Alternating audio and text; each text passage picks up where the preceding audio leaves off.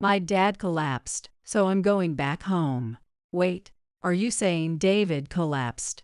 I see him often, and he didn't seem like anything was wrong. My husband, Ryan, cut me off sharply and declared, "He is just trying not to worry you. Once I get back from my trip, I'm staying at my parents' place for a while. Anna, you've got work, so there's no need for you to come." Before I could respond, the call ended. For a moment, silence hung in the air. But my mother-in-law, Virginia, didn't seem fazed and said casually, "How about some craft beer, Anna?" I accepted the craft beer Virginia offered and drank quietly. Then my father-in-law, David, spoke up. "Will you inherit our estate?" It was a sudden statement, but it carried a clear intention. Virginia then showed me a text message on her smartphone.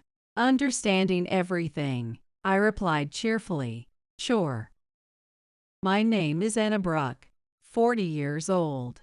I met Ryan, my same age, in my hometown, and we got married in our second year of dating. Ryan and I were introduced by a mutual friend from college who had been in the same business school.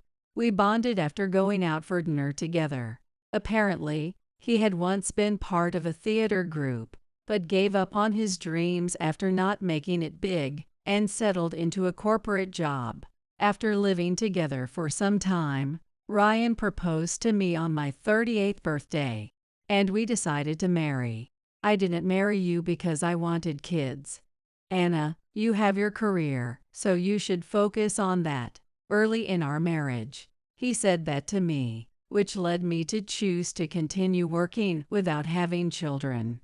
I was also fortunate with my in-laws. Initially, I was nervous about what kind of people they might be, but my worries were unfounded. When I first visited their home, they welcomed me warmly. What a lovely woman. I always wanted a daughter, but given my age, I couldn't have another child. So it makes me so happy. Virginia beamed at me with a radiant smile as she said this, and I vividly remember David standing beside her with a gentle expression. They also reassured me about grandchildren, saying, "It's your choice. You don't need to feel pressured." Virginia, now 75, is the CEO of a well-known local craft beer brewery.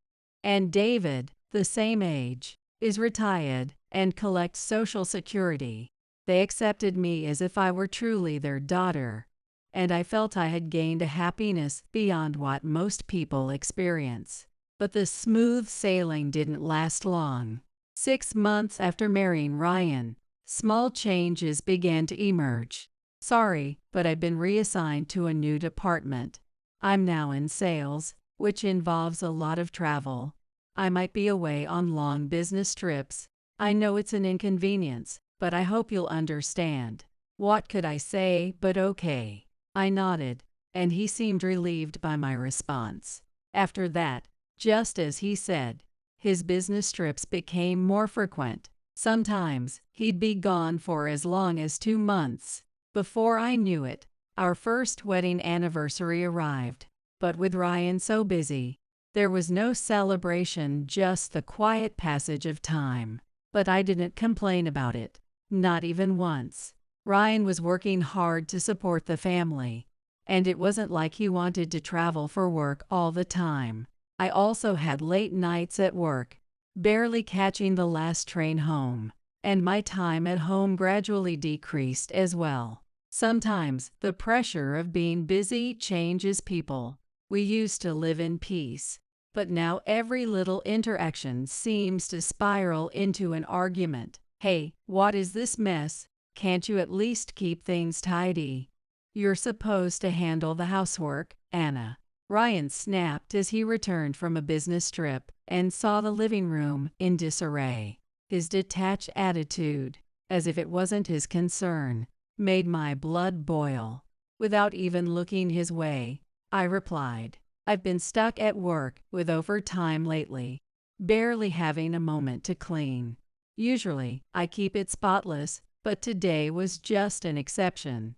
Besides, Someone who hasn't cleaned the house even once since we moved in together has no right to criticize me. Normally, I wouldn't say something like that, but the unreasonable demands from my boss and the overwhelming workload left me with no emotional bandwidth. I ended up snapping coldly. From that day on, he began blatantly comparing me to other women. My coworker just got married recently, so I want to get her a wedding gift. She's incredible, never slacks off at work, and I thought she might be cutting corners at home. But no, she's amazing at housework too. Her husband's a really lucky guy. After his long business trip, Ryan got a temporary special leave from his company. Lately, he's been at home all the time, but of course, he doesn't lift a finger to help around the house. He just lounges on the sofa, complaining. Even though he knows how busy I am at work, he never says anything kind like, "Are you doing okay?" or "You should get some rest." Instead, he spends his days making snide remarks, comparing me to married women from his office. I never imagined things would unravel like this after just a year of marriage. I was constantly confused and overwhelmed. Ryan's passive-aggressive behavior didn't stop, and soon I found myself dreading seeing him. During the busiest times, I even started sleeping at the office just to avoid going home. One day, while I was agonizing over my strained relationship with Ryan, I got a sudden call from an unknown number. To my surprise, it was someone unexpected. "Anna, it's been a while. I hope I'm not catching you at a bad time. Ryan gave me your number. Are you busy right now?" It was Virginia.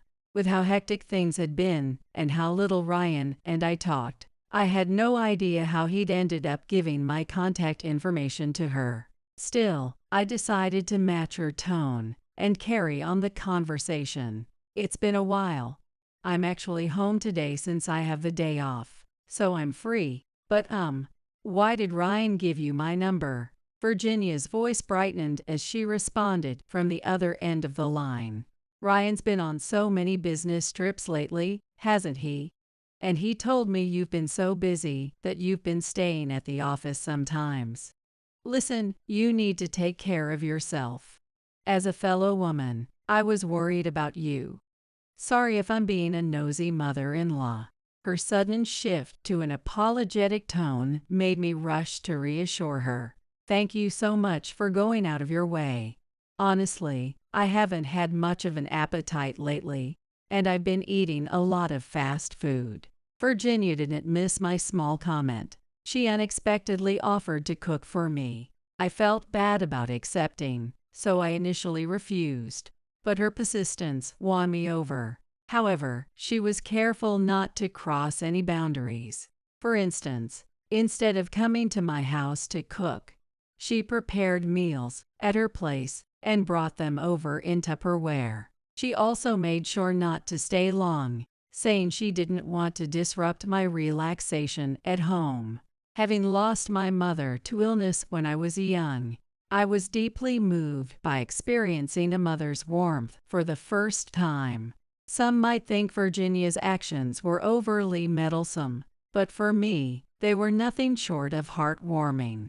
It never feels bad to know someone genuinely cares about you.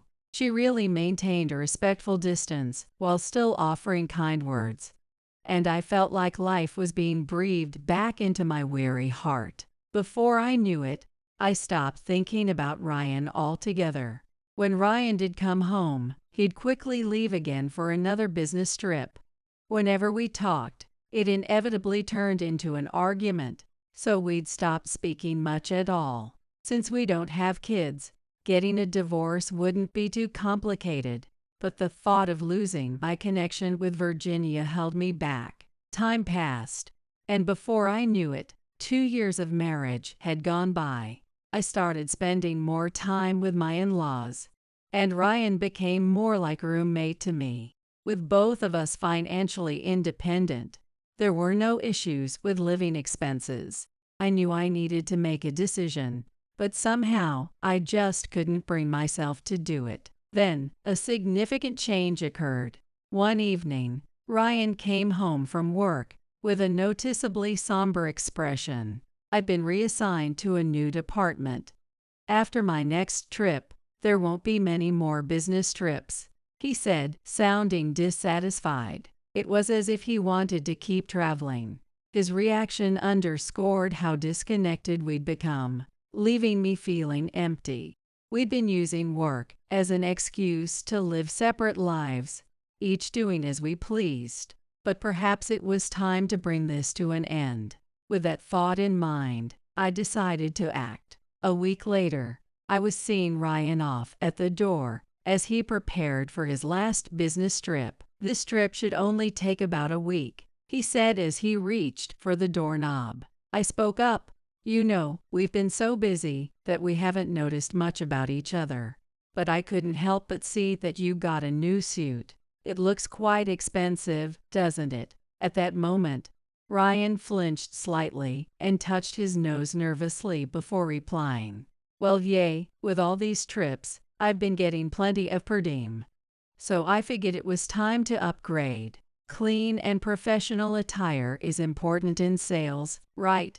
High-quality stuff is worth it. I'm still paying my share of the bills, so it shouldn't be a problem, right? His eagerness to wrap up the conversation was evident. As if I'd broached a forbidden topic, he touched his nose again. Well, it's true that first impressions are important for sales jobs. I didn't mean anything strange by asking. You cover the living expenses, so there's no problem, and I'm not blaming you. Sorry for holding you up. Take care. When I said that, he left the house, looking uneasy. As I thought back to his retreating figure and the way he touched his nose, a suspicion began to form in my mind. A few days later, while he was away on a business trip, an unexpected event happened one evening. I picked up a call, and Ryan's urgent voice came through the line. My dad collapsed, so I'm heading back home. I tried to respond as calmly as I could. Wait, is it true that David collapsed? I see him all the time, and he didn't seem unwell. Ryan interrupted me before I could finish. Dad's just been putting on a brave face to avoid worrying you. He's undergoing surgery right now, and Mom's completely exhausted by his side. So, for the sake of our family, please don't try to reach out to them for now. When I get back from my trip, I won't be coming home but will stay at my parents' house for a while. You've got work, so there's no need for you to come. Ryan rattled this off in one breath and hung up before I could even respond. Even though I wasn't using the speaker phone, his voice was loud enough for the two people in front of me to hear everything. For a moment, silence filled the room. But Virginia didn't react much and simply said, "How about we have some craft beer, Anna?" As if nothing had happened, she poured some craft beer from her company into a glass for me. Yes, where I was is at Ryan's parents' house. I often go shopping with my in-laws or receive meals from Virginia when Ryan isn't around. I've never thought it necessary to tell him about these things, so he probably doesn't know how close I am to his parents. That day, I had something to discuss with them, so I invited them for dinner. But it turned out that David had received a shipment of lobsters from relatives in Maine and invited me instead. So there we were, sitting at the table when Ryan's baffling call came through, leaving me perplexed. As I sipped the craft beer Virginia had given me, David spoke up. "Would you consider inheriting our family estate?" It was a sudden statement, but there was a clear intention behind it. Virginia showed me a text message on her smartphone. Understanding everything, I cheerfully replied, "Yes." 3 months later, Ryan finally came back home. I'm exhausted. So many things happened, I could barely eat," he said, stepping into the living room. Though he seemed to be trying to look weary, his complexion was good, and his figure hadn't changed. Matching his tone, I brought up a topic. So, how's David? I haven't been in touch with Virginia since then. He let out a deep sigh and began explaining the situation. Dad passed away last night. He held on for as long as he could. Mom and I were by his side the whole time, but seeing him grow thinner and frailer every day was so heartbreaking, he said, sounding utterly dejected. But no, it was just an act. Being a former theater actor, he was good at putting on a show. Sorry to bring this up right after you got home, but I'll be away from the house again for a while. Mom and I will handle everything for the wake and the funeral, just the two of us. You've got work and so much else going on, Anna. Don't worry about it, okay? A statement like that would normally be unthinkable. No matter how estranged, it's expected that a spouse would attend the funeral of their in-law. But there was a reason he didn't want me to come, and Ryan was desperately trying to cover it up. He was using his acting skills to convince me and smooth things over. Sensing that I seemed unaware of anything unusual, Ryan grew more confident. This was Dad's wish, too. He wanted only blood relatives to say goodbye. It's even in his will. You can just visit the grave later if you want.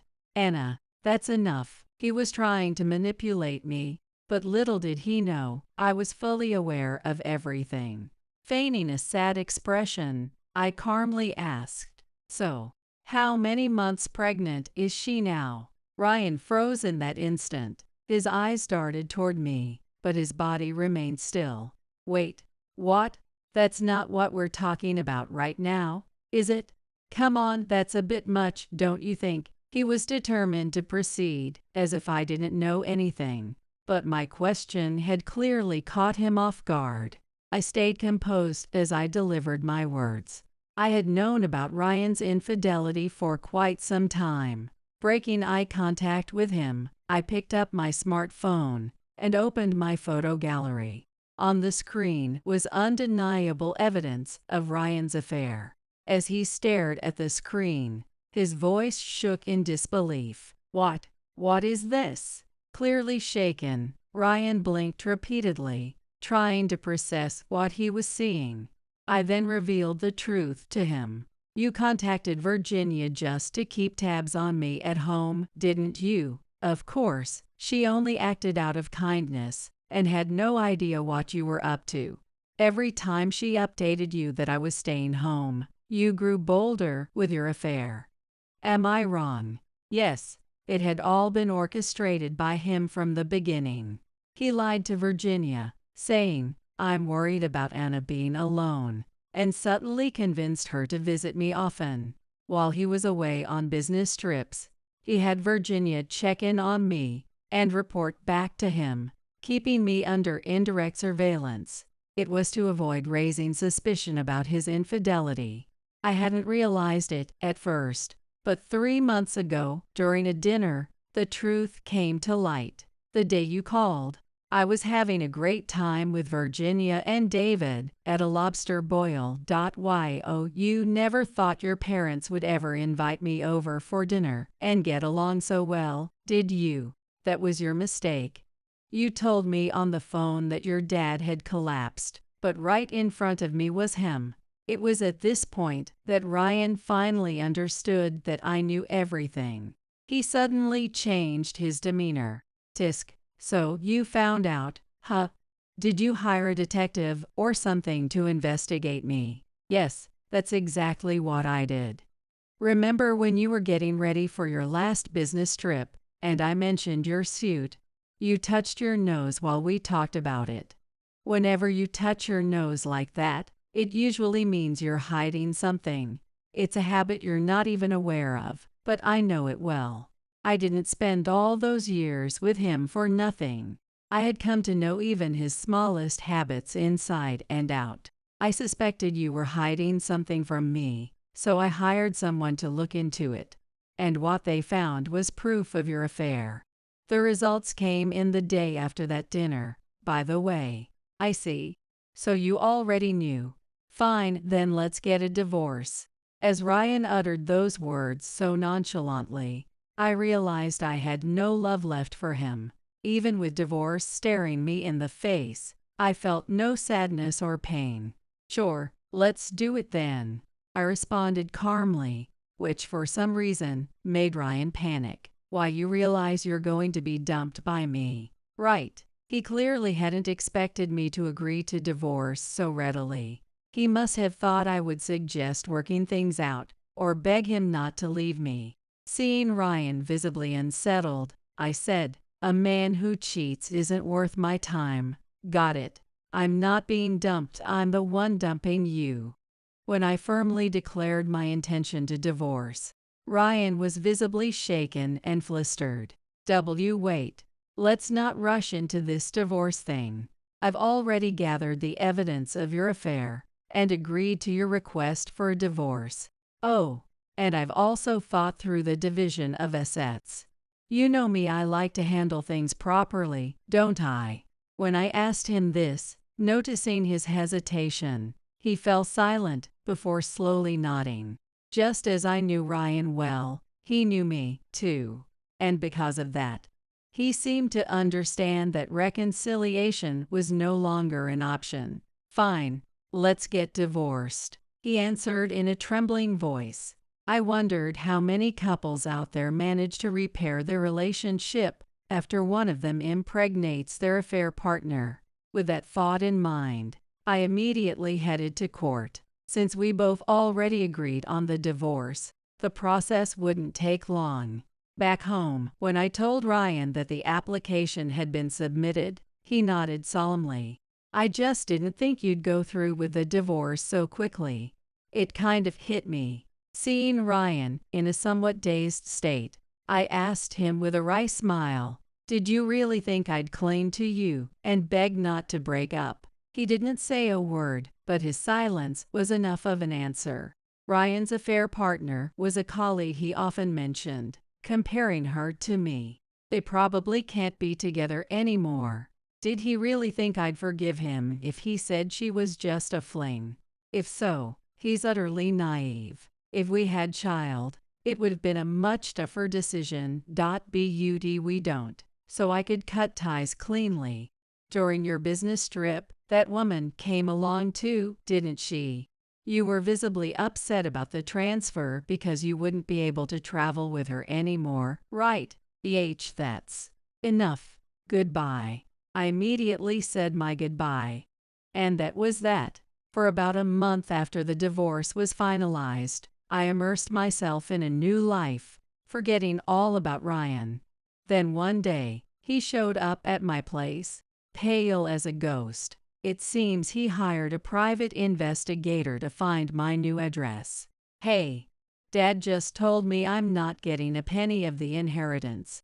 What's going on?" For weeks after the dinner fiasco, Ryan had been busy dealing with his pregnant mistress and had barely contacted his parents. That day, Ryan sent a text to Virginia saying, "Anna feels burdened by Mom's behavior, so you should stay away for a while," and hadn't spoken to her since. That text was sent after the infamous dinner, following a call from Ryan. When Ryan's parents learned about the divorce, they brought up the matter of inheritance. Ryan stood before me, visibly shaken. "So you blabbed, and now Dad knows too. But giving the inheritance to you is ridiculous. I'm their real son, and you're just the ex-daughter-in-law. How is this fair? No wonder you didn't seem fazed during the divorce." His insinuation that I was some kind of money grubber infuriated me, and I retorted sharply, "Don't misunderstand. I agreed to the property division because it's standard procedure in a divorce. Inheritance has nothing to do with it. Aren't you forgetting something?" Ryan looked confused, having no idea what I meant. I brought up the matter of damages. What? You never mentioned that during the divorce." He whined like a child, but I calmly explained that I had been in a rush to finalize the divorce and had only agreed to the standard division of assets. However, I was fully intent on seeking damages. I've been discussing this with my lawyer for the past month. There's a lot to calculate, so I couldn't tell you right away. ID is still not complete. But let me make one thing clear. I'm suing you for damages. Given the gravity of him impregnating his mistress, I estimated about $200K in damages. Ryan, aghast at the amount, protested, "That's impossible. It's way too much." I responded matter-of-factly, "You cheated while we were married, causing me emotional distress. Paying damages for emotional pain is your obligation. If you break something, you pay for ID. This is no different." Ryan couldn't say another word, leaving pale-faced. 6 months later, we sat down for negotiations about the inheritance. Though my work schedule was hectic, this was a battle I wasn't going to lose. I explained the situation to my boss and used a little vacation time I had left to settle things with Ryan. Virginia suggested we have the discussion at her house, so the four of us, myself, Ryan, and his parents, gathered in the living room. Ryan looked visibly uncomfortable. Apparently, the husband of his affair partner had found out about the situation, and things were getting quite messy on that end as well. "This is really not the time to call me here," Ryan muttered under his breath, only to be sharply rebuked by Virginia. "You got a married woman pregnant, and yet you're acting like the victim. What on earth were you thinking?" We stepped away from running the business to enjoy retirement, and now we have to deal with this mess. David nodded deeply at her words. Virginia had retired as the head of a craft brewery she had built from the ground up, and now she and David were living off their Social Security benefits. It had only been a short time since we all shared a lobster boil together when this situation blew up. The divorce alone had caused quite a stir. But when Virginia found out the affair partner was married and carrying Ryan's child, her expression was like a storm brewing. David and Virginia had been with me the day I got the call from Ryan, so they didn't need much explanation to understand what had happened. Naturally, they were on my side. Ryan was completely isolated, receiving no support from anyone. Whenever he tried to complain, Virginia's sharp words quickly shut him down. In this situation, he had no choice but to shrink into himself, physically curling up in his seat. I took a deep breath and got to the main point. About the inheritance, Virginia and David both agreed to designate me as the recipient of the living trust. This was their decision, and there's nothing you can do to change it. Ryan's face crumpled, and he turned to his parents, pleading desperately, "Please, come on, I'm your son. How can you do this to me?" The two of them exchanged a glance. David sighed and looked into the distance, muttering softly, "In your mind, I guess I'm already dead, so I don't know why you're so surprised by this." David gave Virginia a meaningful look, and she followed with a declaration of her own. "A person who exploits his family to cheat on his wife isn't my son anymore." Ryan understood better than anyone how Virginia had built her craft brewery into a successful enterprise and accumulated considerable wealth. He'd always assumed that, as their only child, he would inherit everything. He was clearly panicking now that things were taking such an unexpected turn. "Why Anna? Why her? She's not even family anymore. What's the point of giving her the inheritance?" Ryan clenched his fists, his body trembling with frustration. Virginia placed her hand on her cheek and addressed him. "Yes, Ryan and Anna are divorced, so technically, we're no longer family. But there's nothing strange about me choosing to give Anna the inheritance. Honestly, I spend more time with her than I do with you these days. Divorce doesn't mean ties are suddenly cut. Don't you agree, David?" Hearing those words, David nodded several times and muttered, "Well, I guess I don't have a son anymore." Unfortunately, it must have been deeply shocking for him to realize he was used in the affair. Even though David was usually calm, his anger was palpable. For 3 whole months, you were living in that apartment you rented as your little love nest with her, weren't you? I heard she planned to have the baby as her husband's child. Now that you're being transferred and won't have business trips anymore. Meeting her is impossible. While you probably wanted to soak up every last moment with her before it ended, right? As I said that, Ryan's face turned bright red. He spat out his words in a rage. I'm going to contest this as an unfair inheritance. Virginia replied calmly. Do whatever you like. Oh, I will. And after that, I'm cutting all ties with this family forever. Half crazed, he yelled and stormed out of the house. He must have been deeply upset about the fact that I would be receiving the inheritance gift. But since we had all anticipated this, I exchanged a knowing smile with my in-laws. Later, when Ryan filed his complaint, my in-laws smoothly agreed. Ryan seemed satisfied to receive the money, but that was when our counterattack began. Soon after, I filed a claim of my own. This was separate from the emotional distress claim related to the affair. It was a demand for the return of money Ryan had taken from my personal savings account during our marriage. That expensive suit, bought with my money, since it was my savings account from before marriage. I hadn't checked or used it much, but after hiring a private investigator, I had all the evidence I needed. Ryan, having accepted the inheritance gift, couldn't claim he was broke. He had no choice but to pay the full amount and hurriedly called me in a panic. Wait. You went that far to investigate.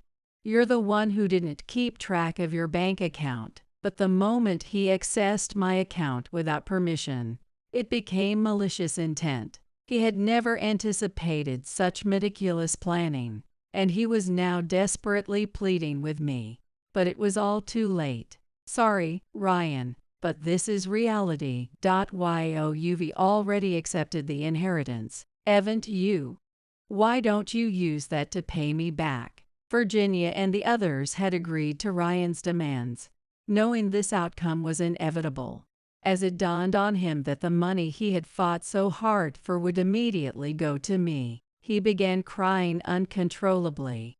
Your irresponsibility and short-sightedness caused this, Ryan.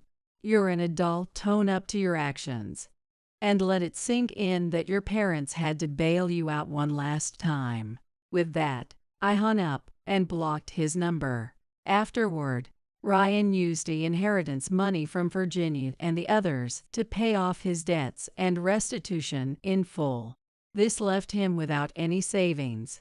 And when he told his mistress, she instantly changed her attitude toward him. I also demanded compensation from the other woman, and after paying it, she reportedly lied to her boss, claiming Ryan pressured me into a romantic relationship. As far as I was concerned, as long as she paid the compensation, what happened to Ryan or his mistress at work was none of my concern. In the end, Ryan felt too ashamed to stay at his job and resigned. The mistress seemed to have gotten away scot-free, but naturally, her husband filed for divorce. Their child was left in her husband's care, and he decided to raise the child alone. However, he refused to take responsibility for the child she had with Ryan. That was only natural. Panicked, the mistress contacted Ryan, but expecting help from the very person she betrayed was absurd. I don't have any money to help you. I had to pay compensation to Anna and your husband, too. You're on your own now, Ryan reportedly said, his words dripping with irresponsibility. I don't know what became of the two of them, but their child was sent to a temporary care facility after birth, and eventually the parents signed away their rights for adoption. Hearing that gave me some peace of mind. The innocent child was adopted by loving foster parents who could provide the care and love they deserved. Both Ryan, who indulged in an affair while on business trips, and his mistress, who cheated despite having a husband and young child, faced consequences befitting their actions. This closure finally made me feel like I was free from the entanglement. I also quit the job I had worked at and joined the craft beer brewery Virginia had established. Spending time with Virginia sparked my interest in brewing craft beer. Moreover, she expressed her wish for me to take over the business someday. "Anna, you're diligent and smart. I know you'll do a great job." With those words, Virginia and David handed over the business to me completely, and even gifted it to me during their lifetime. I was immensely grateful to them. Although they said it was because our son caused you trouble, I used part of the money to support their living expenses. From now on, I decided to live true to myself while continuing to repay their kindness. Look at that, such adorable eyes. It's been years since I've seen a baby up close. Just watching is soothing. Babies are truly wonderful. My younger sister, June, had given birth, and my in-laws insisted on coming from afar to see the baby. The baby, cradled by June, was sleeping soundly in the center of attention. "You're being so good today, not crying. I wonder what kind of person you'll grow up to be." "Yeah, babies are wonderful. Why don't we have one, Leah?" In the room filled with warm sunlight, a whirlwind of emotions churned inside me. Well, babies are a blessing. All right, let's try for a baby. I want a child too. The moment I heard those words, I stood up slowly. Everyone's eyes turned sharply towards me. "What? You already have one. You're the baby's dad, aren't you?" All eyes in the room shifted to the baby. "My name is Leah. I am 41 years old. I work part-time at a cafe in a shopping mall near our home. My husband, Rafe, is 2 years older than me and works as a long-haul truck driver, spending most of his time on the road. He comes home about once or twice a week. Since we both dislike being overly interfered with, we don't feel much loneliness. At least I don't, though if anything is lonely, it's that we don't have children. It's not that we never wanted them. When we married in our 20s, we thought it was just a matter of timing due to our youth and didn't think deeply about it.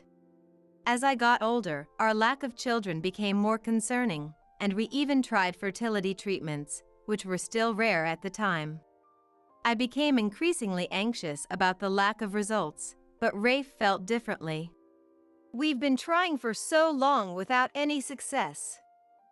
There's no point in continuing." "Maybe, but if we keep trying a bit longer, it might work." "I'm tired from work, and spending my days off at the clinic is depressing. I'm healthy, maybe the problem is with you, Leah." With those words, Rafe stopped going to the treatments. Honestly, we didn't have a lot of extra money. Feeling resentment towards Rafe's words, I also gradually stopped going to the clinic. "Good morning. You're up early again today." "Good morning. I just woke up early."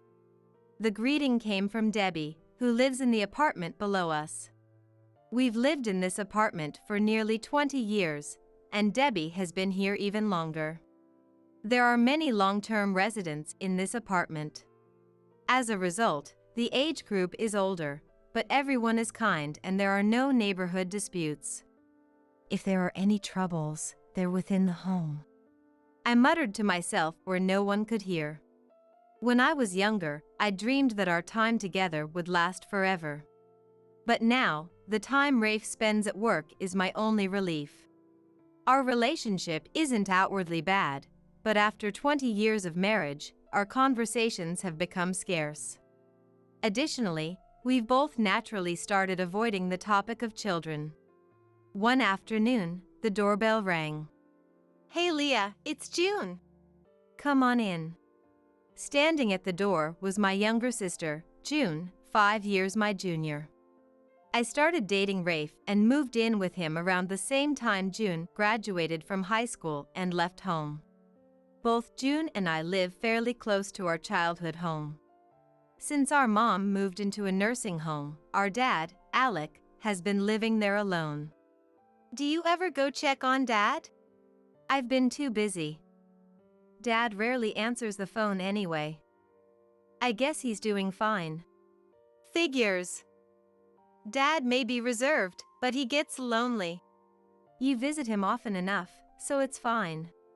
You're really hands-off, you know that? My dad, Alec, has always been a workaholic and a grumpy person with everyone. He left all the household chores to Mom. Nowadays, he can manage basic tasks himself. But right after Mom left, I was worried about him and visited him almost daily. Dad, here's food for tomorrow's breakfast and lunch. You can microwave it in these containers. I've folded the laundry, so please put it away yourself. Oh, and also. Dad never said a word, but I continued visiting, resigned to the fact that's just how he is. In contrast, Rafe's parents live far away, in a snowy area where snow piles as tall as adults in winter. My in-laws are social butterflies, the opposite of my dad, and often visit us. By the way, Jeannie brought some persimmons last time. Would you like some? Not now, thanks. I've got a show to watch, so I'll head back before evening. I'll take some persimmons with me. All right, I'll get them ready. Rafe's parents come here often, don't they? Considering the distance. Jeannie always wanted to live in the city. She's happy just visiting the mall. Yeah, you went out with them last month, didn't you? Unlike with some in-laws, I've never had any issues with Rafe's parents. They're open and honest. Well, I should get going. I want to stop by the convenience store. Be careful. It gets dark early these days. Don't sound like Mom. We're both old enough to know that. When's your next day off? Let's go to that new cafe near the station. My next day off is probably Saturday. I'll call you. June checked her schedule on her smartphone as she put on her shoes. June lives just a couple of bus stops away. She often drops by our place, especially when she doesn't feel like cooking dinner. Sometimes she even stays the night, so we have a bed for her. Oh, by the way, Leah, I'm pregnant. What? How? Her unexpected announcement made me raise my voice. You know those dating apps? They're pretty fun. I met someone about a year ago, and things just happened. I've been feeling unwell and the doctor told me I'm 3 months pregnant. June laughed through her nose as she spoke. Really? Is he a good guy? I don't know if you'd think he's decent, but he's a good person. June's tone softened. Maybe she felt guilty about meeting someone through a dating app. Well, congratulations. I guess. Sorry for getting pregnant before you, Leah. No, don't worry about it. The word stung, but I forced myself to be happy for June. Let me know if you need anything. Thanks. I will, June said as she left. A swirl of emotions churned inside me. I should be happy for her. I told myself. I told Rafe about June's pregnancy when he got home. Really? June's pregnant? With whom? Someone she met on a dating app. I haven't met him yet. Wow, that's something. Rafe, sitting on the sofa, finished his beer and turned around. Why don't we have any good news like that? What? Are we really bringing this up again? It's your fault for stopping the treatments. I'd love to hold my own child. You stopped the treatments first, Rafe. Don't blame me. I'm healthy. The problem is you. I dream of having kids. To Hi, I was the sole reason for our childlessness. I felt frustrated with Rafe and with myself for not being able to solve our issues together. From then on, he often made snide remarks about our lack of children. I wish I had a kid to watch over while they run errands. He'd say this while watching TV shows featuring children. Once, he even bought a book on fertility and threw it at me. I paid for this with your money. Study it well.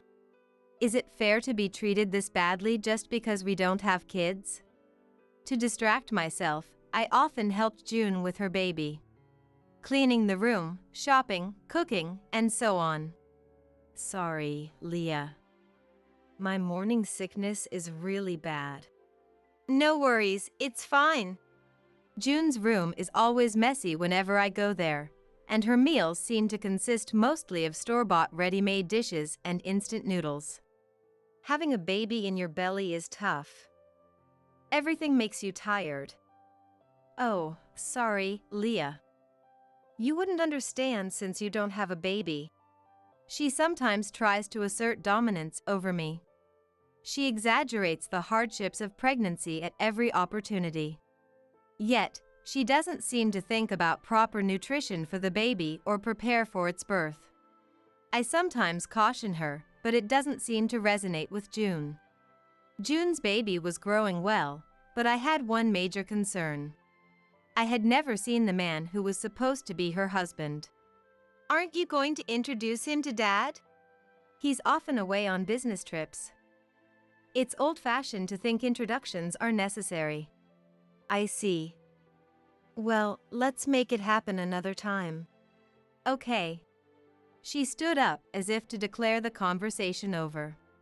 I had other thoughts, but chose not to delve further. It wasn't the right time yet. Time passed, and June gave birth to a healthy baby boy. June hesitated to inform Dad. They didn't talk much before. I'm worried he will be mad because it's out of order. Really? He accepted it easily when it was my turn. After much prodding from me, June finally made the call to report the birth to Alec. Despite June's worry, our father showed no emotion and simply said, I see. In contrast, when I reported June's childbirth to Rafe's parents, they reacted as if it was their own grandchild. Leah, I'd love to send a gift. Would that be okay? With that, they started sending baby gifts through Rafe, diaper cakes, bibs, and baby clothes. Eventually, they couldn't hold back and expressed a strong desire to meet the baby. Travis and Jeannie want to meet the baby. What? It has nothing to do with me. You received so many gifts. It won't hurt to meet them. June was initially reluctant, but she eventually gave in. I arranged a gathering at my home, turning it into a celebration with a feast of food. Oh, look at those adorable eyes. Really? It's been years since I saw a baby up close. Rafe's parents were overjoyed. Rafe also attended, making it seem like a joyous occasion. Ah, babies are wonderful. Why haven't we been blessed with one, Leah? Well, babies are a gift, after all. But after almost 20 years, and we still don't have one. Maybe there's something wrong with us. That's not true. All right, let's try for a baby. I want one too. As soon as I heard that, I stood up slowly. Everyone's eyes turned to me. What? You already have one. Isn't the baby yours? I pointed to the baby sleeping peacefully in June's arms. Everyone was speechless, and the room fell into an eerie silence. June was the first to speak, quickly laying the baby down and glaring at me. What are you talking about? Are you losing it because you can't have kids? Exactly. Are you saying Leah and I had an affair? That's ridiculous. Rafe's parents still looked puzzled by the exchange. Got it. You're trying to say anything to claim the baby as your own. It's shameful as a sister. You've always blamed others. Isn't it your fault we can't have kids? As Jeannie tried to calm Rafe, I pulled out my smartphone. I decided not to trust either of you after seeing this. The screen showed photos of June's home. I displayed a series of photos I had taken. They showed Rafe leaving June's house and the two of them embracing passionately. Rafe and June, who had been insulting me moments ago, were now speechless, their faces pale. These were taken 3 years ago. Why do you have those? You were oddly excited when June stayed over. And June, you clung to him. I was worried. That's just a part of showing affection. Debbie, who lives downstairs, told me she heard a woman's voice. I had just come back from my part-time job. It's strange, isn't it? Debbie must have been mistaken. Maybe she heard the TV. Oh, you said you were working that day, but you were home. At first, I thought it was some unknown woman. I didn't want to believe it, but to confirm, I tracked your smartphone's GPS. You had no right to do that. When I tracked it, it showed June's house. That alone wasn't enough proof, but I didn't have the courage to go there myself. So, I asked someone to take these photos. The shock I felt when I saw those photos still suffocates me just thinking about it. But more than that, the frustration and anger prevailed. I always suspected you too. Did you think you could keep it hidden? I have gathered more evidence than you can imagine. So, you doubted my pregnancy announcement too? It was shocking. I wanted to believe it was a lie. But June, you've always avoided eye contact and tried to leave the scene when lying. You did the same when I asked about your partner. What are you talking about? The atmosphere in the room was heavy and oppressive. It felt like weights were tied to my legs, pulling me down. But I couldn't back down now. If I didn't settle this today, I'd regret it forever. This is a mistake. It's all a lie. Rafe, did you betray Leah? My father-in-law's voice was trembling. Jeannie looked like she was about to cry. I felt guilty for involving them, but having more witnesses was necessary. Our home had turned into a battleground. Just then, the front door burst open. It was my father, Alec. His footsteps echoed as he strode in. He marched straight to June. Dad! Alec's face was flushed with anger. June! How could you do this? What? This has nothing to do with you, Dad. Even now, you say that? I saw and heard you too with my own eyes and ears.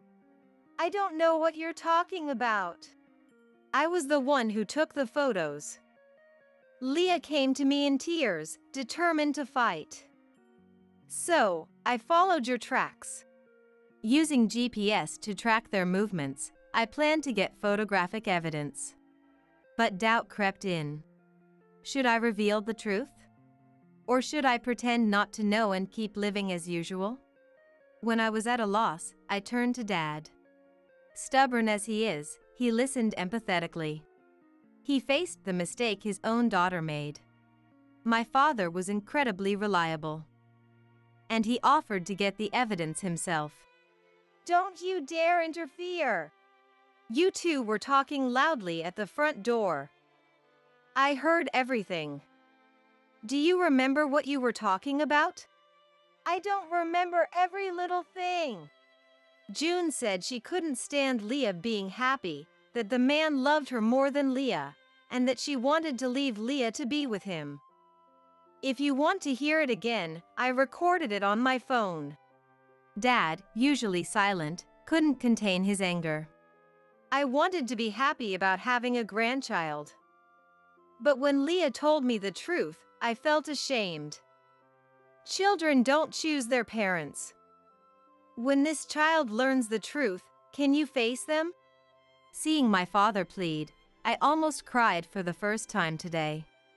I fought back the tears and turned to Rafe and June. His voice was steady but intense. Apologize now, June. It won't make things right, but do it sincerely. No! It's not my fault! June was panicking under my father's pressure. Tears streamed down her face, but I felt no sympathy. Rafe! Where do you think you're going? Travis caught Rafe trying to sneak out the door. How could you? How could you? Travis forced Rafe's head to the floor in a bow. Then my father-in-law bowed too. Leah. I'm so sorry. I'm so sorry. His voice trembled differently this time. Next to him, Jeannie was crying and bowing. Rafe had given up, no longer resisting. Travis, Jeannie, please stand up. Dad, calm down. You'll wake the baby. I took a deep breath and pulled out my final card from my bag. There's no repairing our marriage. Rafe, let's get a divorce. I handed the divorce papers to Rafe. Divorce? Yes. I can't trust you anymore. Divorce? That's too much. It was just a fling. Rafe's face was the most pathetic I had ever seen. A fling? Rafe, was I just a fling to you? I had a baby because of that fling. June, scolded by her dad and betrayed by Rafe, screamed with a face twisted with anger and sorrow. I don't know about any baby. How do you even know it's mine? It's definitely your baby. There's no one else. Both of them began to shed their pretenses, trying to escape the current pressure. Rafe, you've always said you wanted children, but now you reject the baby? That's... Rafe stammered. And June, why did you go after someone else's husband? As Dad said, I couldn't stand seeing you happy, Leah, June replied. Or maybe you were just desperate and the only one who showed interest was Rafe. Blaming me makes you feel less guilty, doesn't it? Just because you got married, you think you're so great, June retorted. June had always struggled with long-term relationships. It wouldn't be surprising if she felt an inferiority complex toward me. But that didn't excuse her actions. I've been betrayed for 3 years. I'm sorry, but I've made up my mind. I'm going back to my family home. That way, the baby and everything you wanted will be left here. Isn't this what you wanted? Leaving? Then who will do the housework? June will do it, of course. Right? Why should I do that? June snapped. Because that's what Rafe expects from a wife. In the end, neither of them changed their twisted personalities. In fact, it made it easier to leave them behind. Ignoring Rafe's pleas, I grabbed my packed belongings, and Dad and I left the apartment. Rafe and June were left in a state of shock, and my in-laws bowed deeply without a word.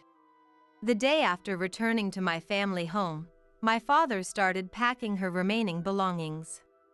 She needs to know there's no place for her here either, as Dad said. He took the packed items to June's house. He seemed determined to give her a piece of his mind, but returned sooner than expected. She wasn't home. What a waste of time, he said. Thank you. Let me make you some tea, I replied. I poured hot water from the electric kettle into a teapot. You must have hated seeing her, I said. A parent remains a parent no matter what their child does, he said, looking me in the eye.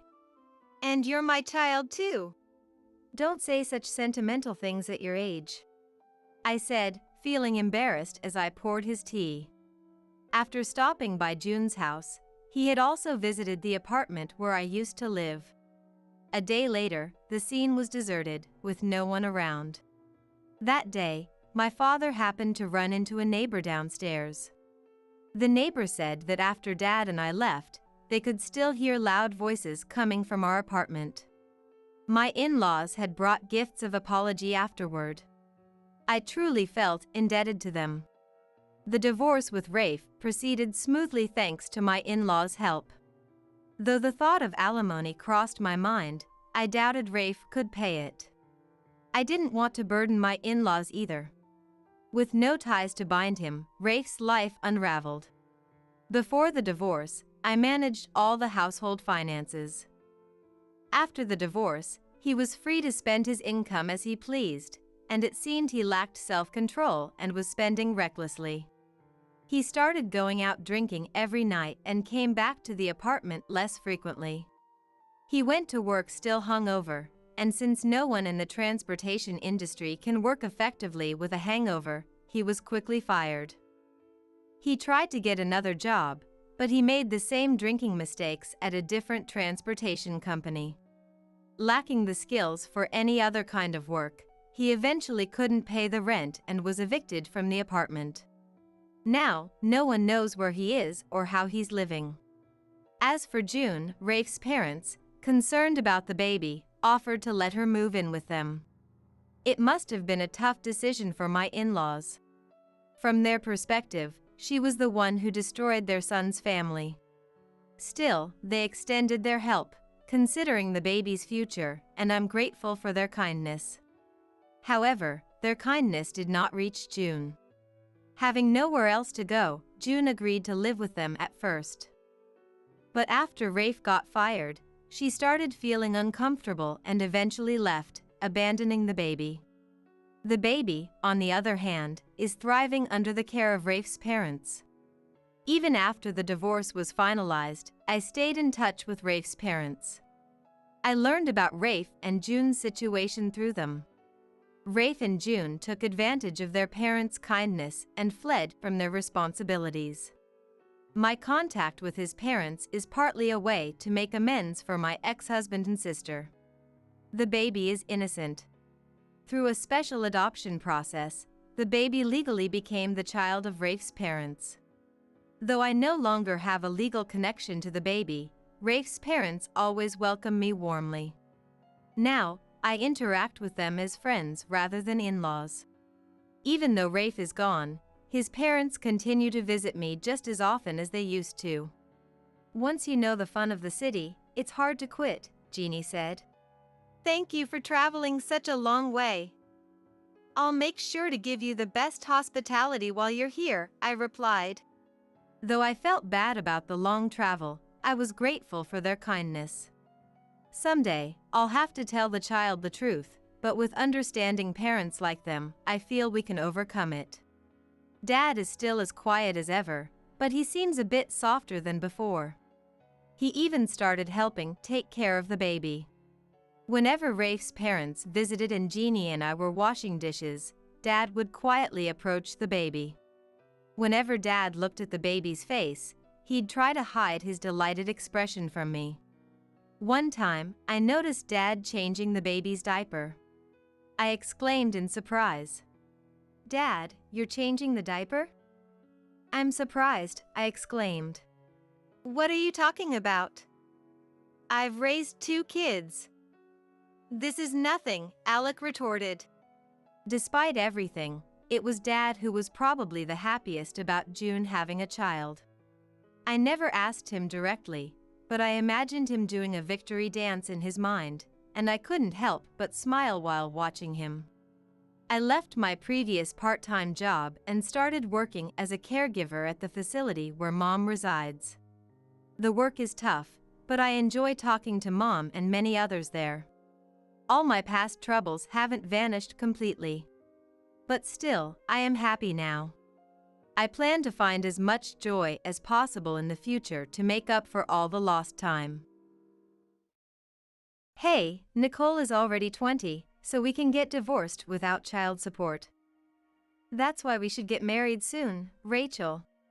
I heard the familiar voice of my husband James from behind me. As I turned around, I saw a man and a woman sitting face to face at a table a short distance away. Dad.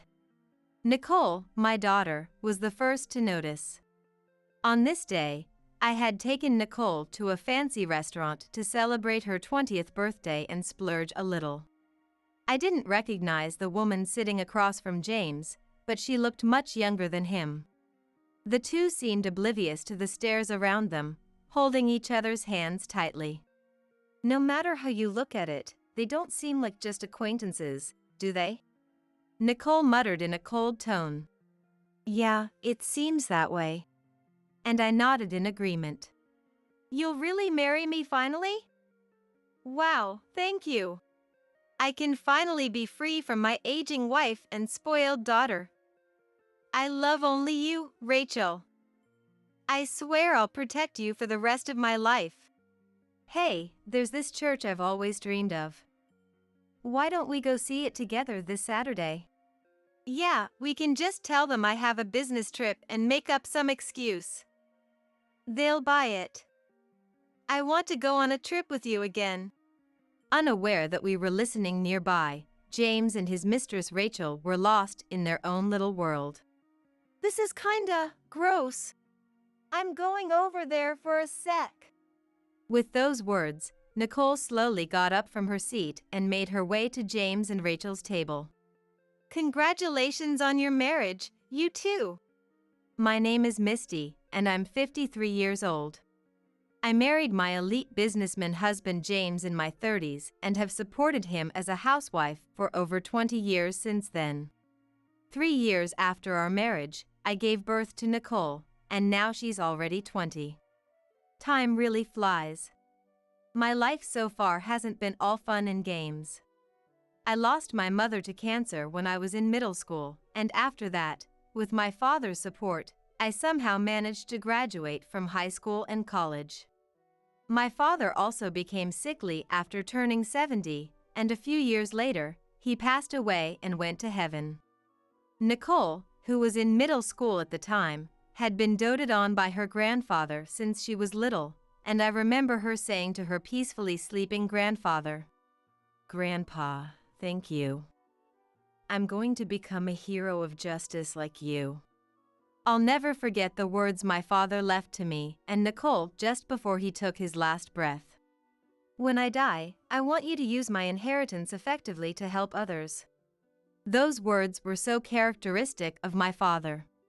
With my father's last words in my heart, I resolved to keep living. James was an excellent employee at a major corporation, but he didn't seem to get along well with his strict father, William. Even when he visited his parents' home once or twice a year, he hardly ever tried to engage with his father on his own. "I just can't deal with William," he would always say with a deep sigh while driving back home.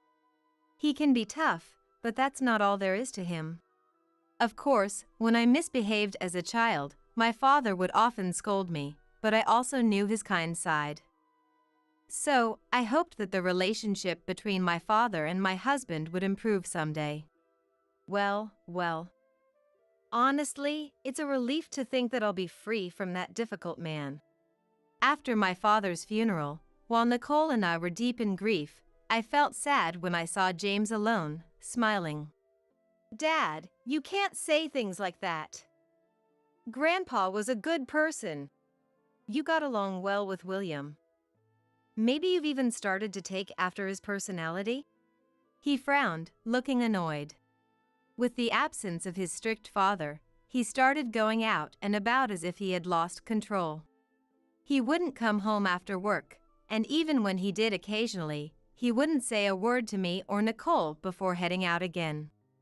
"Dad, you're going out again? Think about Mom a little, will you?" When Nicole complained, he would get irritated.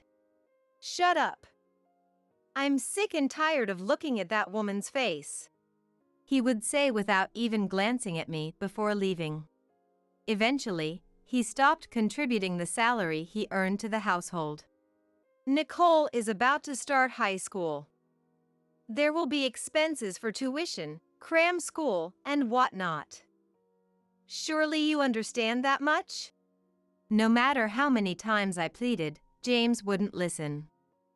Instead, I noticed that he had gotten a new car, and brand-name receipts started appearing from his pockets. No matter how much I questioned him, "It's none of your business," James would only say. I gradually started to feel that complaining was futile, and I stopped saying anything. A person like that isn't a father. Nicole had completely lost faith in James, and it was understandable.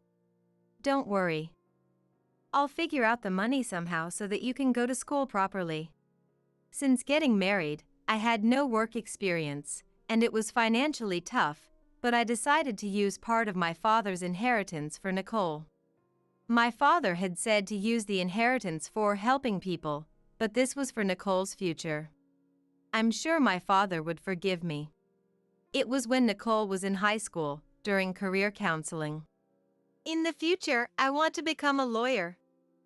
I want to become a lawyer and help people in need. That's why I'm aiming for law school."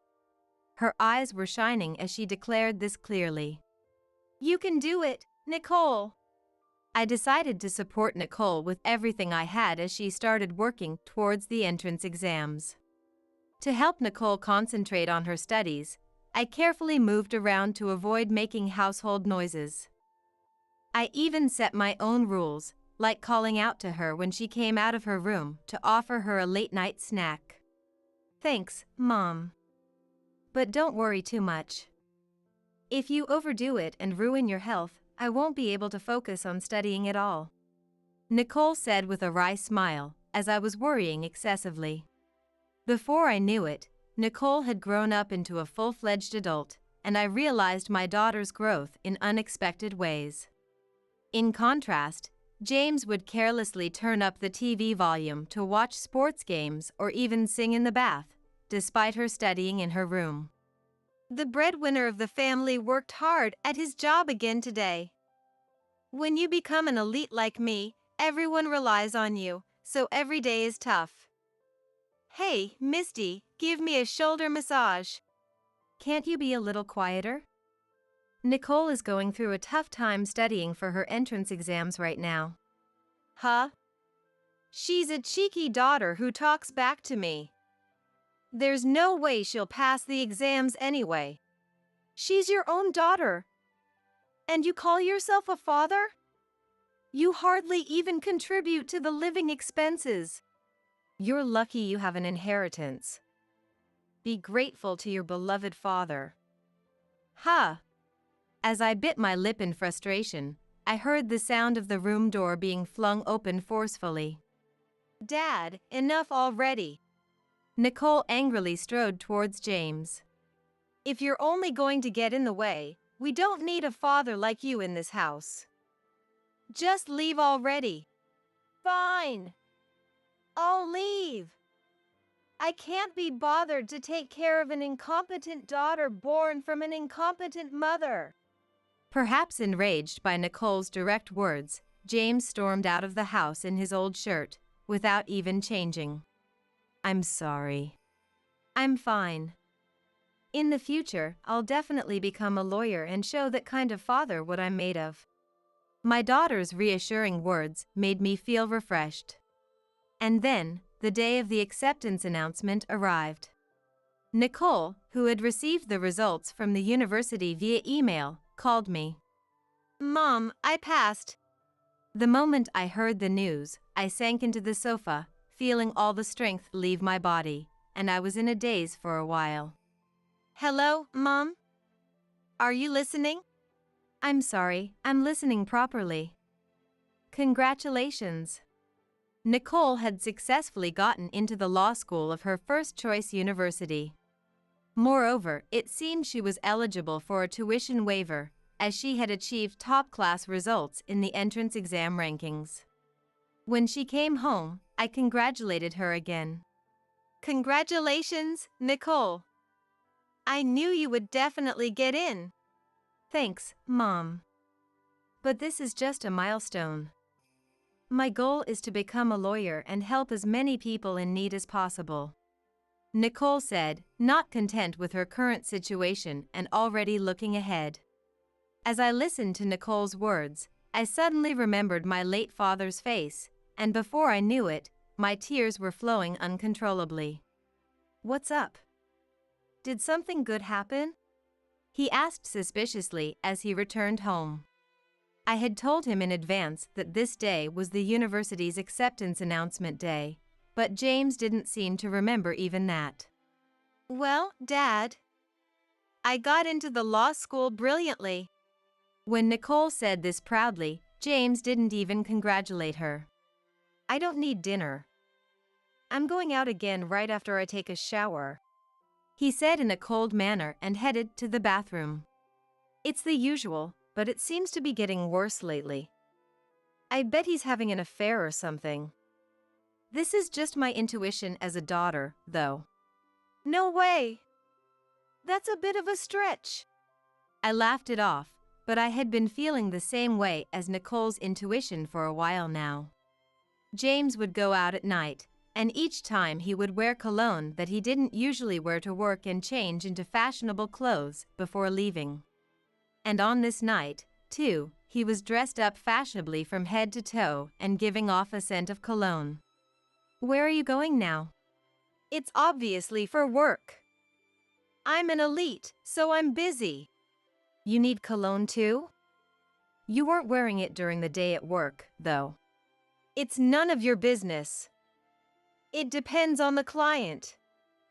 Don't say anything if you don't know how society works."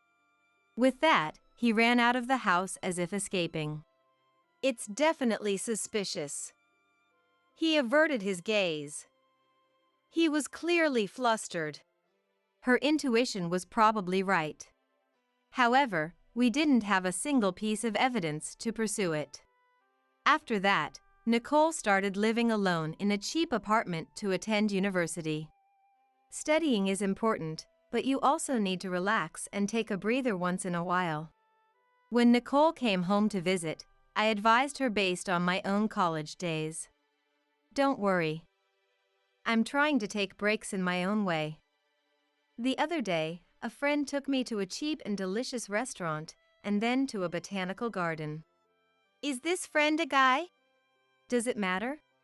Nicole, who usually spoke calmly, showed a bit of hesitation, which was rare for her, but I decided to laugh it off. Come to think of it, Nicole was about to turn 20. It wouldn't be strange for her to take appropriate breaks at her age. Remembering that Nicole's birthday was just around the corner, I made a suggestion. "Why don't we eat out as a family for once? It's your 20th birthday, so it might be nice to have something a little fancy and toast with some alcohol." That sounds great. When I mentioned this to James, he remained expressionless as usual. "If you want to go that badly, you two can go. I'll be busy with work that day too." "I don't have time to waste like you guys." He added unnecessary comments that he didn't need to say and left. "Well, it's the usual, but let's just ignore him and enjoy ourselves," Nicole said with a carefree smile, so I let it go. "You're right." I laughed. For her birthday, I made a reservation at a fancy restaurant. When we entered, the staff guided us to our reserved table. At first, I was nervous about the unfamiliar atmosphere of the high-end restaurant, but gradually, as I heard the chatter of other customers in the store, I felt my heart relax along with the pleasant background music. "Are you sure? Don't you think this kind of fancy place is out of our league? Even if it's your 20th birthday, it's no different from your previous birthdays, right?" "Then should we cancel?" "No way. Since we're here, let's enjoy the delicious food." That's my daughter, honest and good. I'm honored to be praised. Even from a mother's perspective, I think she has grown into a mature and beautiful woman. I had heard rumors that several men had approached her at university. To think that she used to be such a small and cute child. When she was little, James and I often took her to family restaurants. Nicole always ordered from the kids' menu because she wanted the toys with the menu. "What? Is there something on my face?" I denied it, still smiling. It's nothing. I just thought it was a little sad that Dad wasn't here. Let's forget about him today. Besides, we came all the way to eat French cuisine, so we have to enjoy it, or it'll be a waste. As if shaking off my melancholy mood. You're right. I nodded. Well then, should I ask about your boyfriend? What's that about? Change the subject. We were having a good time with such trivial conversations, but... Hey, she's 22, right? We can get divorced without child support now. Let's get married right away. I heard a familiar male voice from behind me. When I turned around, I saw a couple sitting face to face at a table a short distance away. Dad. Nicole was the first to notice. I didn't recognize the woman sitting across from him, but she was much younger than James. The two were holding hands, unconcerned about the gazes around them. No matter how you look at it, they don't seem like just acquaintances, right? Nicole muttered in a cold tone. Yeah, it seems that way. I nodded in agreement. Really? Wow, thank you. I love you, James. I can finally be free from my aging wife and nagging daughter. I love only one person in this world, Rachel. I swear I'll protect you for the rest of my life. James said those embarrassing words boldly. This is kinda gross. I also felt like covering both of my ears. Hey, there's this church I've always dreamed of. Why don't we go see it together this Saturday? Yeah, we can just tell them I have a business trip, and they'll buy it. I want to go on a trip with you again. Unaware that we were listening nearby, James and his mistress were lost in their own little world. Watching the two of them laughing loudly without any shame, despite other customers being present, made me feel embarrassed for them. As I stood there, unable to move due to anger and embarrassment, Nicole stood up. Nicole's expression was surprisingly calm, and seeing that, I felt like something had snapped inside me too. I'm going over there for a sec. With those words, Nicole slowly got up from her seat and made her way to James and Rachel's table. Congratulations on your marriage, you too. When Nicole called out cheerfully, James didn't seem to realize it was his daughter at first, and as he turned around, Thank you. He showed a softer smile than I had ever seen him show in front of us. However, the moment he realized that the person who had called out to him was none other than his own daughter, he exclaimed, Nicole! What are you doing here? And fell over with his chair in shock. Are you okay, Dad? Did you hurt yourself anywhere? Nicole asked in a gentle tone and extended her hand to James, whose mouth was wide open. Why are you here? James slapped Nicole's hand away, stood up on unsteady feet, and looked around. Then, when he saw me, he said, I knew you were here too. Don't tell me you've been following me all this time? It's just a coincidence. I told you, didn't I? Today is Nicole's 20th birthday, so we're eating out. I chose this restaurant because I thought we should splurge a little for once. I replied calmly, stood up from my seat, and stood next to Nicole. The woman who was James' mistress, Rachel, said, You too, could you be James' wife and daughter? Despite being caught in the act of cheating, Rachel was smirking triumphantly for some reason. I'm Rachel. James has been taking care of me both professionally and privately. Oh, professionally and privately, huh? Well, thank you for always taking care of my husband. Rachel, are you planning to marry my father? That's right. James always tells me. It's not his wife or daughter that he loves. It's me. James, who had been listening beside us, seemed to have become defiant. That's right. Rachel is kind and beautiful. And above all, she's much younger than you. I love Rachel more than you too. I heard Misty is a terrible wife. James always tells me. Even when he comes home tired from work, you don't cook, do laundry, or clean for him, right? It's only natural that James got fed up with you. That's not true. My mother has been selflessly serving our family for years without a single complaint. It's my father who goes out without even eating the meals my mother makes. Nicole, who had been insulted along with me, showed her emotions for the first time that day. Nicole, was it? I've heard about you too. Despite inheriting the blood of the highly educated elite James, you're a good-for-nothing daughter who's satisfied with just getting into a third-rate university.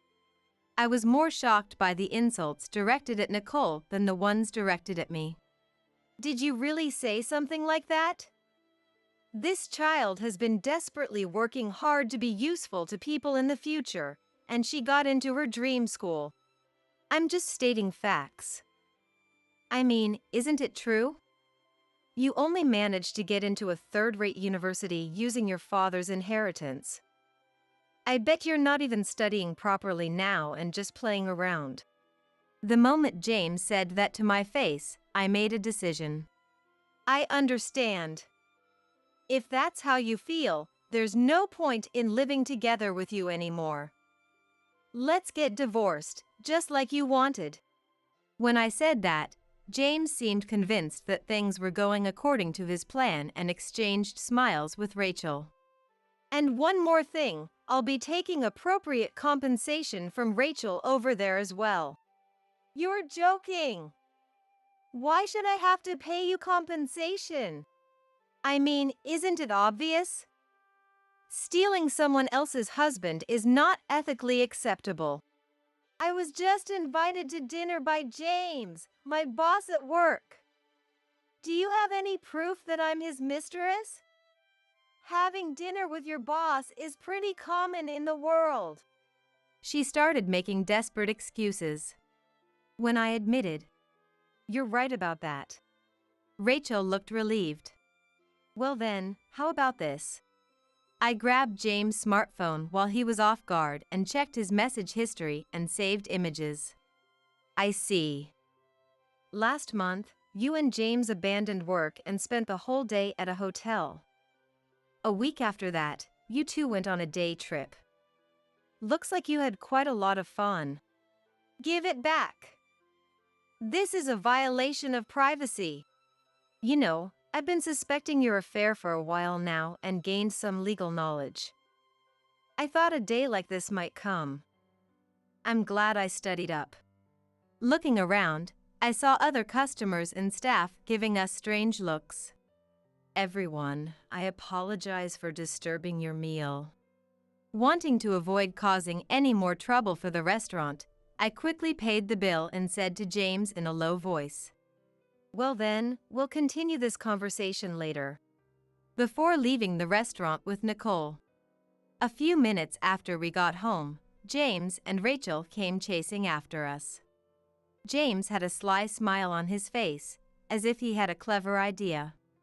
Did you come up with some scheme while riding in the taxi?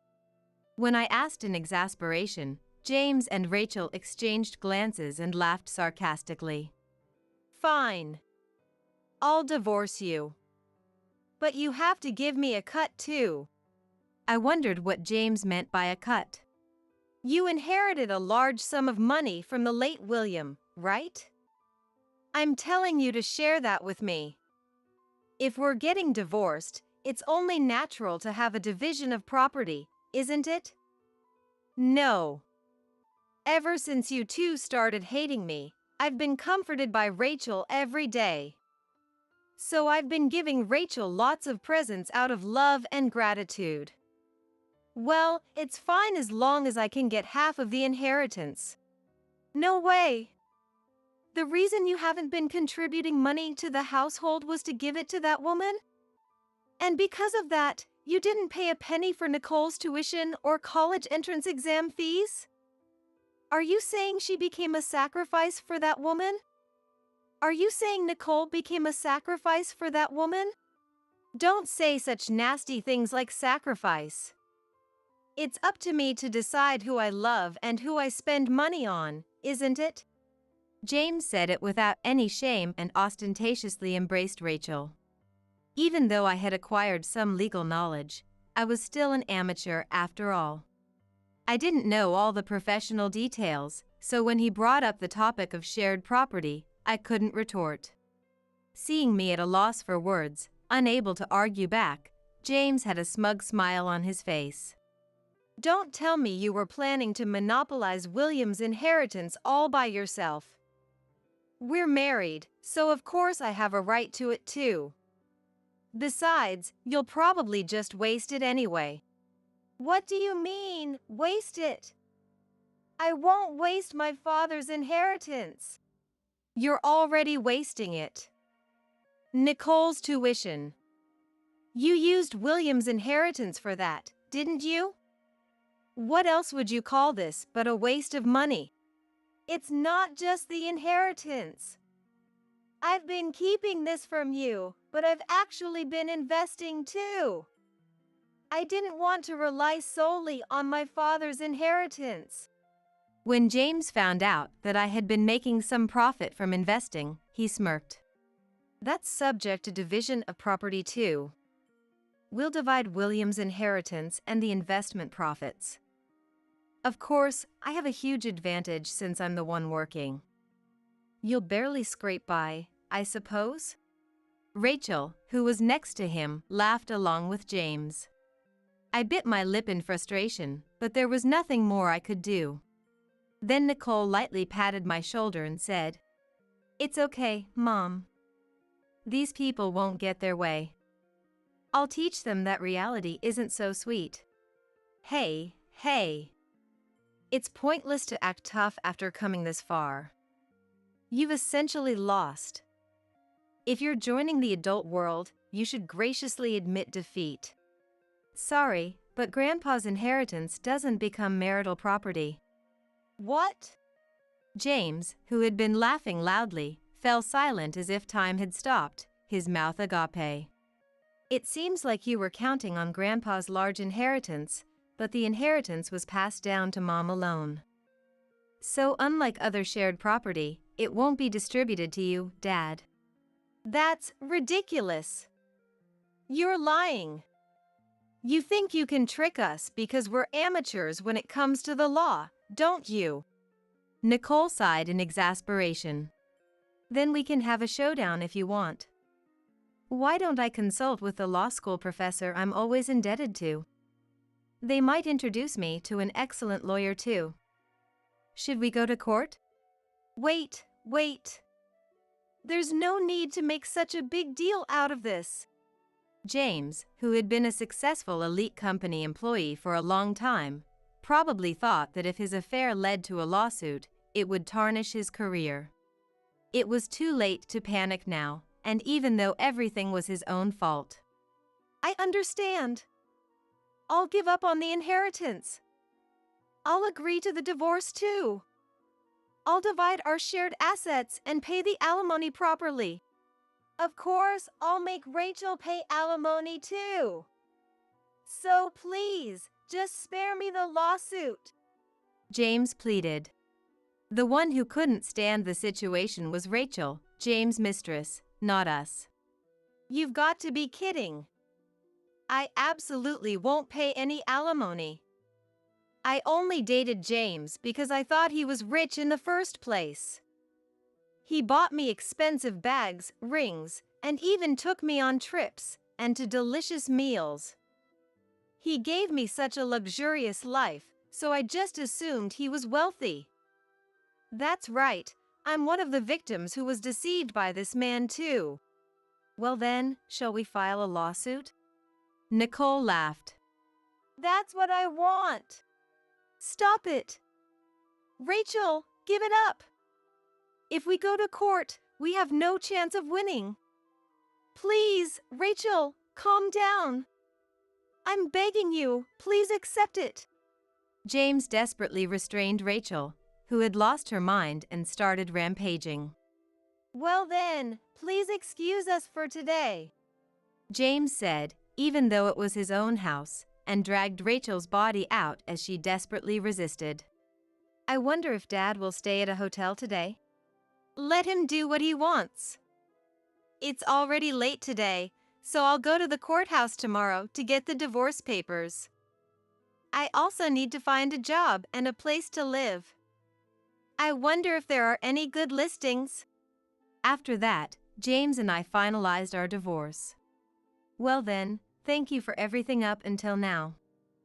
I wish you happiness for many years to come, I said with a smile and waved to James, but it seems James and Rachel's relationship deteriorated to the point where it couldn't be repaired. According to rumors, even at work, the two of them would have huge fights every chance they got. Or rather, Rachel would curse at James without regard for who was watching. Naturally, the fact that they were having an affair became known to those around them, and James couldn't endure the cold stares from his colleagues and subordinates, eventually being forced to quit. It's all over. I have no one but Misty now. Despite everything that's happened, I really do need you too. So please, come back to me. Give me another chance. Saying that, James came to my workplace where I had started working, but it was so troublesome that I called the police without hesitation. This is a matter between husband and wife. Outsiders have no right to interfere. However, our divorce had already been finalized, so James was mercilessly taken away by the police officers who had rushed over. James didn't end up getting arrested, only receiving a stern warning, but he didn't learn his lesson and this time barged into the university Nicole attends. There too, he was pathetically turned away by the security guards, and James, still unable to give up, went to the apartment where Nicole lives. However, the moment he opened the front door, there stood a sturdy man. Surprised, James reportedly ran away. At this time, the person visiting Nicole's room was Kevin, a member of the rugby team at the same university who was dating Nicole. Nicole was in the back room, so she didn't notice, but later Kevin told her about the incident. She burst out laughing and couldn't stop, and she called me to share the story too. Having lost his source of income and depleted his savings, James found himself homeless, living on the streets. One day, as I was walking past the park, I caught a glimpse of a disheveled James diligently carrying cardboard boxes. I tried to leave the area quickly, hoping he wouldn't notice me. At that moment, a female acquaintance happened to call out to me. "Isn't that man your ex-husband?" No, not at all. I don't know him. I denied instinctively and fled from the woman as well. Time passed, and Nicole brought Kevin, the man she was dating, to our home. "This is Kevin. Nicole and I are in a relationship with the intention of getting married," he introduced himself. Kevin might have been a bit too serious at times, but he seemed sincere, which was what mattered most. As we reminisced about my late father, Nicole declared, You know, I'm definitely going to pass the bar exam and become a lawyer. I want to become a lawyer so I can help people in need. I want to be a hero, just like Grandpa. Suddenly, I felt a gaze upon me and turned around. My father's photograph was smiling gently, as if approving of her aspirations. My mind was already swelling with the idea of living with my son, Thomas. There should be no problem using the spare room as a bedroom for Thomas and his wife, Jessica. Just then, I received a call from my daughter, Dorothy, on my mobile phone. Thomas called me. He's already contacted you too. That means he must have called you as well, Mom. Yes, he did, about 10 minutes ago. Thomas, who hasn't reached out in 18 years, said he's okay with living with me. It seems Thomas has grown up without me realizing. Then, on the other end of the phone, Dorothy sighed. Thomas has no intention of taking care of you, Mom. Before calling you, Mom, he called me. Guess what he said? He asked if he could live with me. Thomas told me he wanted to live with me. Jessica agreed as well. That's definitely a lie. He only turned to you because I refused. Our dream of living together was falling apart. The dream of living together, which had been growing inside me, was crumbling apart. I just got a call from Thomas saying he's going to live with you, and he sounded so excited. He plans to live there without working.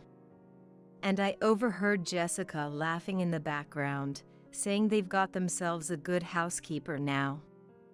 There's no way people like that will take care of you, Mom. My inflated expectations turned to hatred. What a predicament. I wonder if there's any way to get Thomas and Jessica to leave. I decided to seek advice from Dorothy. My name is Mary. I'm just an ordinary housewife you'd find anywhere. I lost my husband, Matthew, last year after living together for many years. Currently, I live alone in the suburbs of the city. Our children have moved out, and we had planned to enjoy a leisurely life together after retirement, but Matthew passed away suddenly. The rooms felt spacious for one, contrary to their actual size. And I felt the loneliness of suddenly having no one to talk to. Going shopping for distractions, I'd meet familiar store clerks and friends to chat with. But even taking a short walk around the neighborhood was a struggle for me.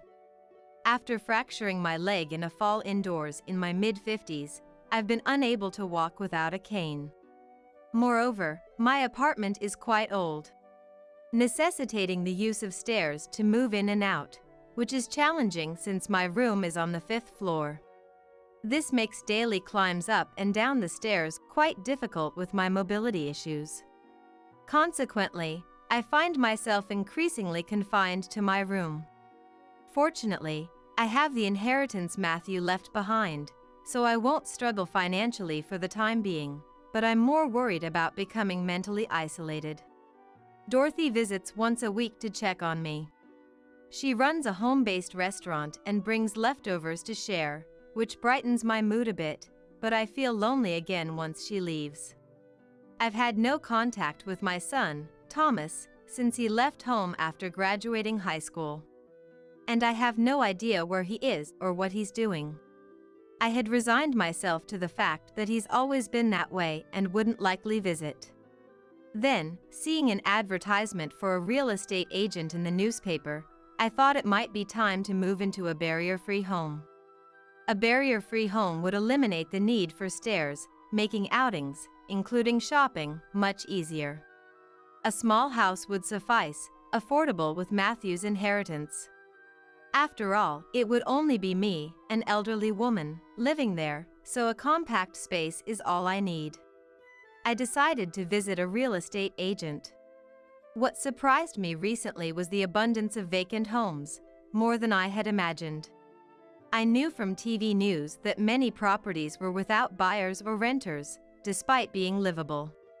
Some were equipped with ramps and handrails for barrier-free access. I thought it was a waste, but according to the real estate agent, these homes were often vacated by elderly individuals who moved to facilities soon after renovations. The size and number of rooms were just right for me, and the purchase price was about 80% of what I had expected. Plus, the location, within walking distance to supermarkets and parks, encouraged me. A light walk would be possible, promising a healthier retirement life than staying cooped up at home. I began to fantasize about installing playground equipment for Dorothy's grandchildren to play with if she ever had any. How about it? I've decided. This is the place. I decided to buy that house. A few days later, Thomas, who hadn't contacted me in 18 years, finally called. My heart fluttered when I saw Thomas's name on the screen. Ah, good. Your phone number hasn't changed. Though it was over the phone, Thomas's voice sounded different, but the way he spoke was unmistakably Thomas. "Thomas, where have you been and what have you been doing all this time?" Before I could express my joy at hearing Thomas's voice after so long, my anger burst forth. Thomas responded in a calm tone, seemingly unfazed by my scolding. "Long time no see. How have you been recently?" He asked as if we had only spoken a few months ago. I've been doing well. How about you, Thomas? Are you doing okay? "I'm getting by. How about you, Mom? Any changes recently?" Thomas lightly dodged my question, attempting to inquire about my recent life. I finally get to hear your voice after so long, so let's talk more calmly. I want to know more about you, Thomas. "Oh, sorry. So, any changes recently?" Thomas either listened or didn't, insisting on knowing about my recent life. Thomas, I heard you married a woman named Jessica? There was a brief silence on the other end of the phone. How did you know? Who told you? I heard it from Anthony, Thomas's classmate. "Anthony, huh? Yeah, I did. But, more importantly, how are you doing?" I was frustrated by Thomas's reluctance to talk about himself. But hearing Thomas's voice for the first time in 18 years made me tear up.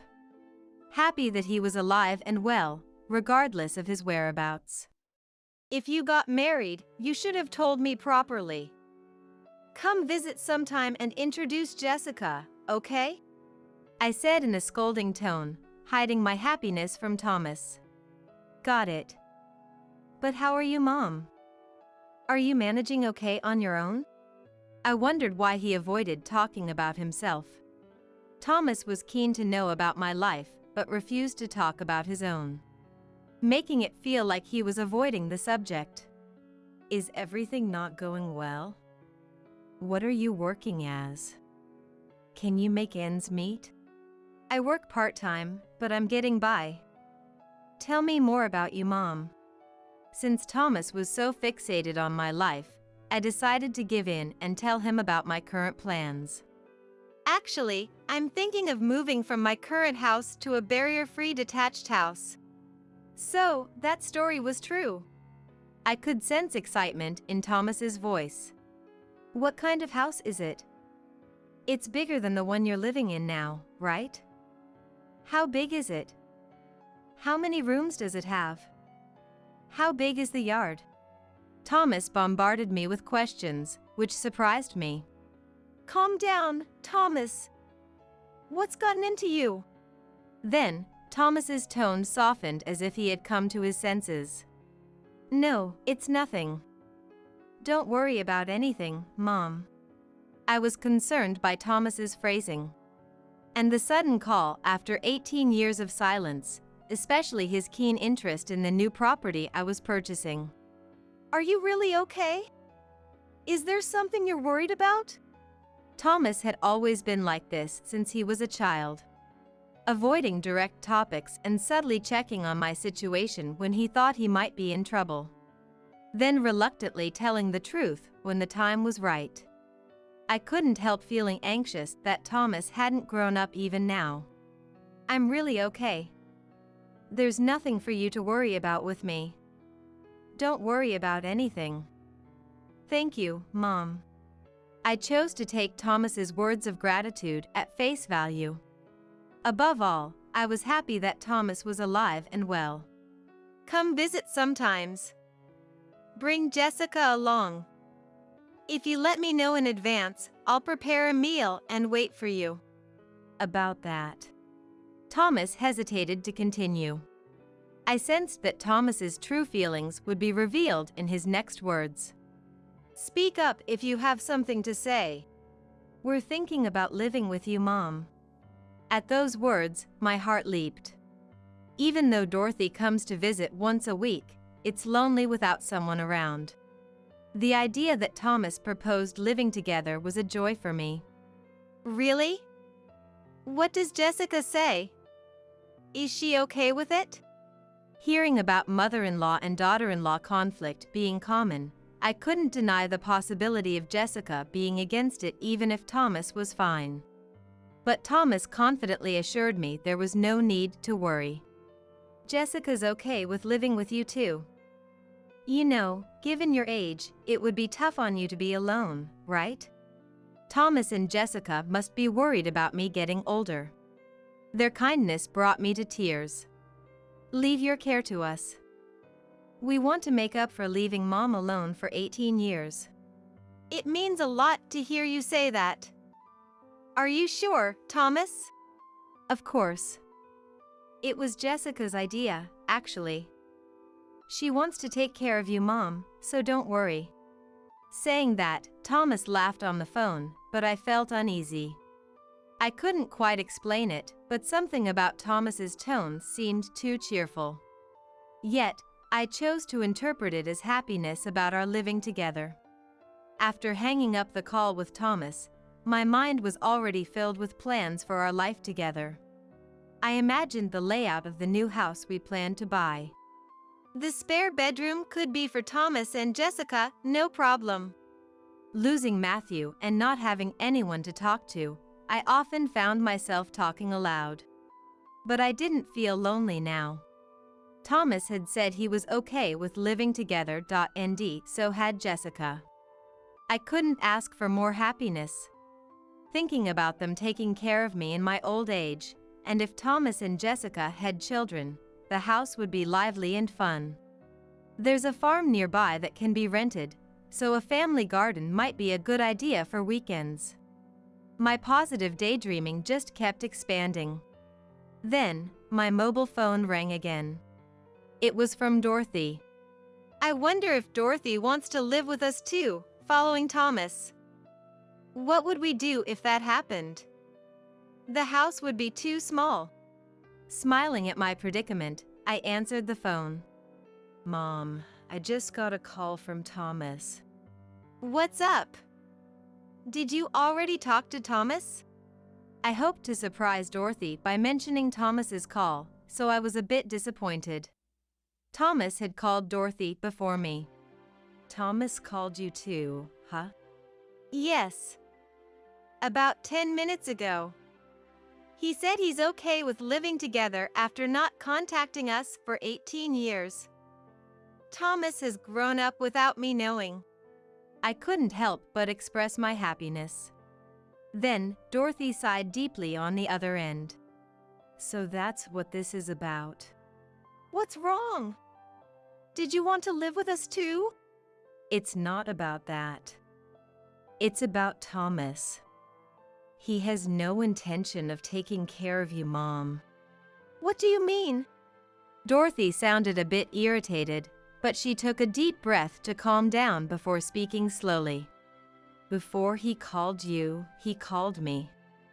Guess what he said? If he could live with us. What do you mean? Thomas said he wanted to live with me. Jessica agreed too. That's a lie. There's no way he's thinking about living with both me and you at the same time.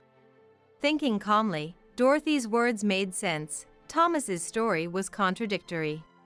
Yet, I couldn't let go of the hope for living with Thomas. Wait. I'll call Thomas again and find out what's going on. It's useless. He'll just talk his way out of it with some flimsy excuse again. Listen, Mom, you absolutely must not get involved with him. He'll sweet-talk you, and you'll end up being deceived. Dorothy stopped me with an unusually stern tone. I was at a loss for words in response to Dorothy's attitude, which allowed for such harsh criticism of Thomas. He's probably struggling with living expenses, so he thought about living at my place first. But after I refused, he reluctantly turned to you. Dorothy regained her composure and spoke to me in a calm manner, as if advising me. I was beginning to think something was off with Thomas, too. He never talked about his own situation, but bombarded me with questions about mine, especially about buying a new house. In my joy at the thought of living with Thomas, I might have been all too ready to be duped, despite my doubts. It seems Thomas has just gotten better at lying, not that he had a change of heart.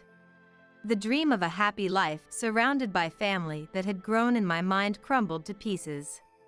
I got a call from him just now about living with you, and he sounded way too pleased about it. He plans to live there without working.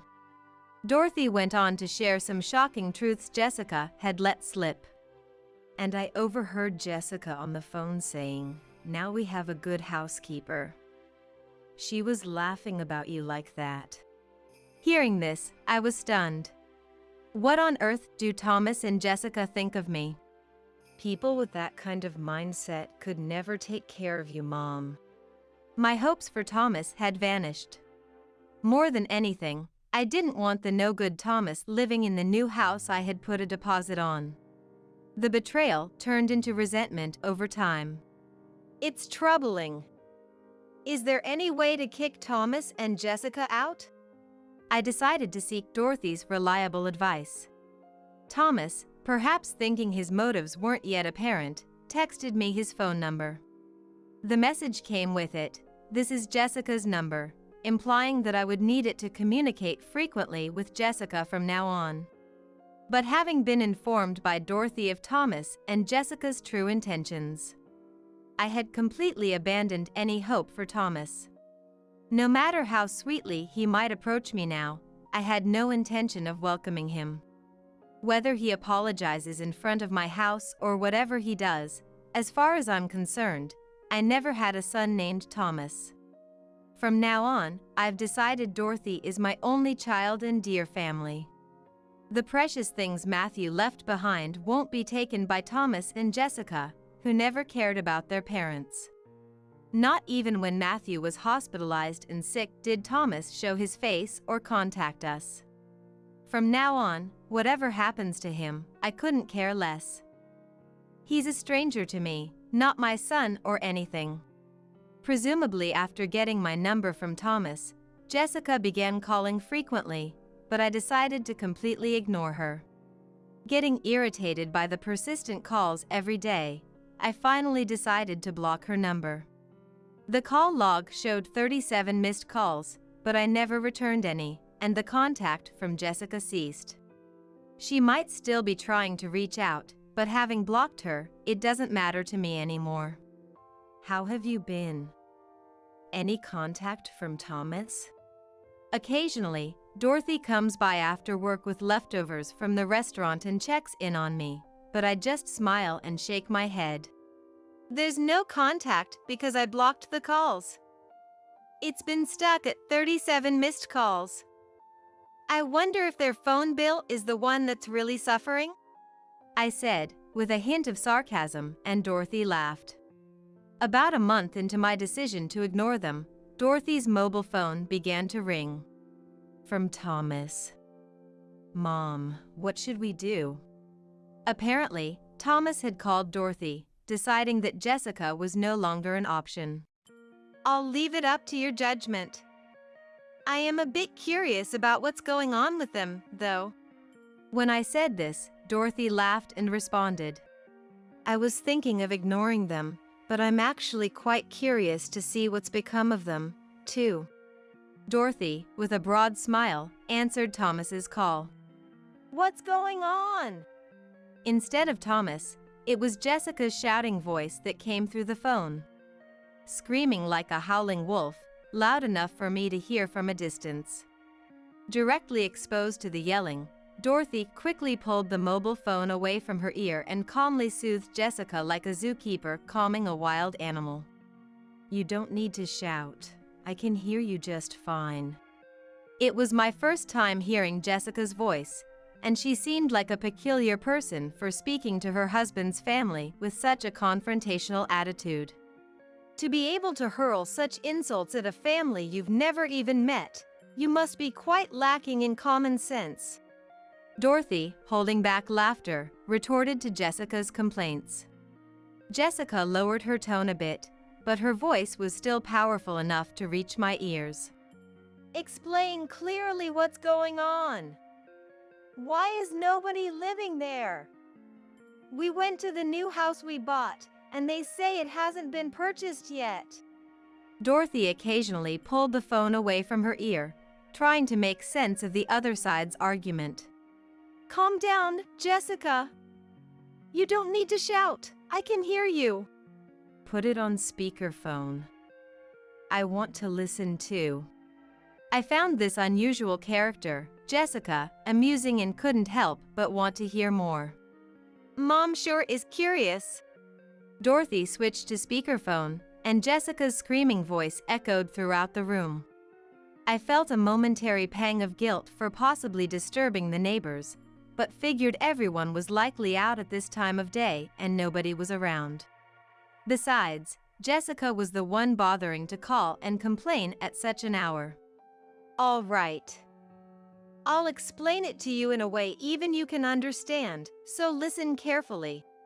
Then Dorothy began to slowly explain the method of retaliation we had employed over the last month. Truth be told, that new house isn't actually Mom's property yet. We hadn't decided whether to buy that house yet. What do you mean? You said you were moving to a new place because of an inheritance.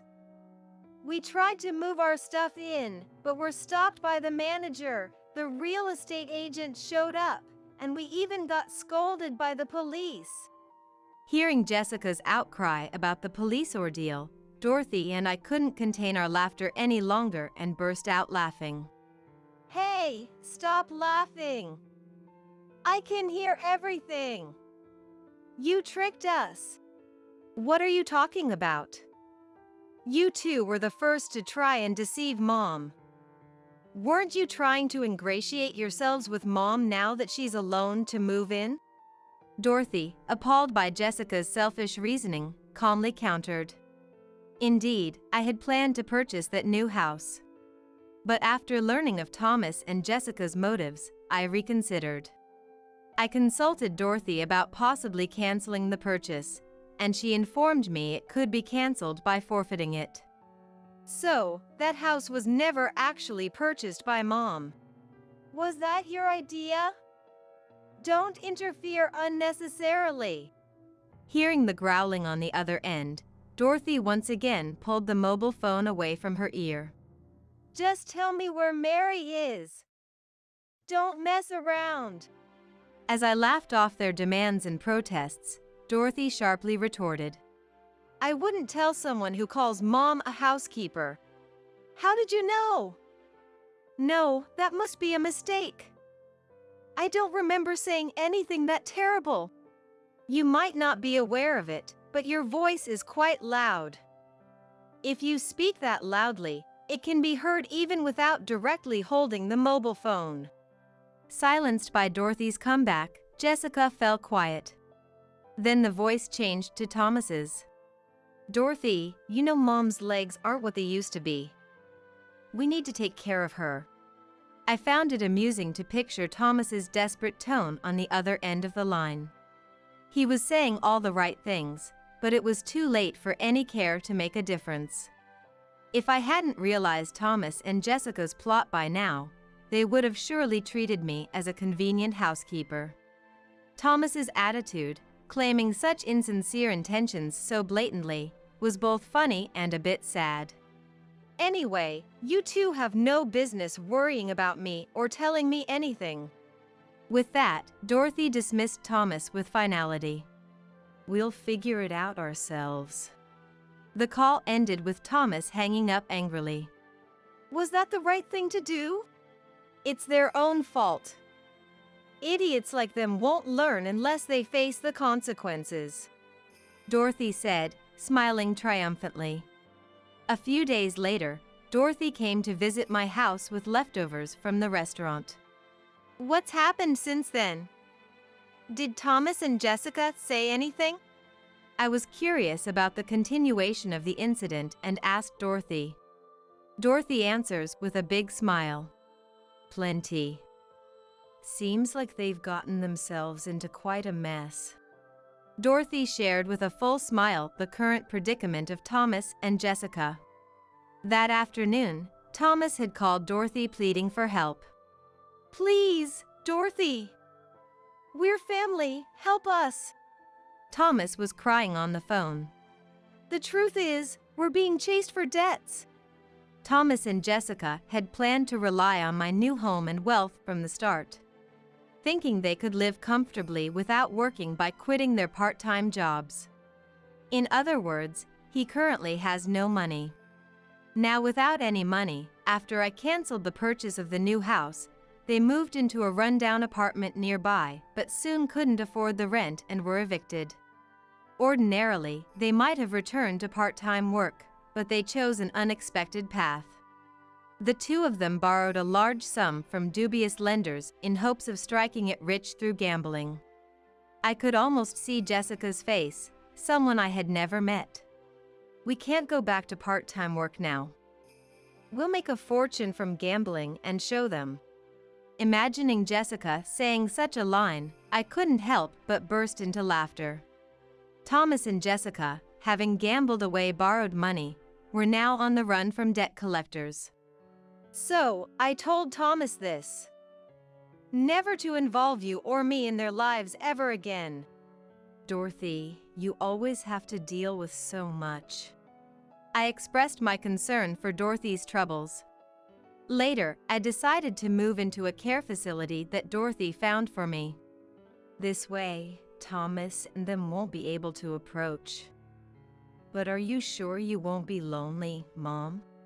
I smiled and shook my head. You've done so well for me. And this hamburger is delicious. Thank you.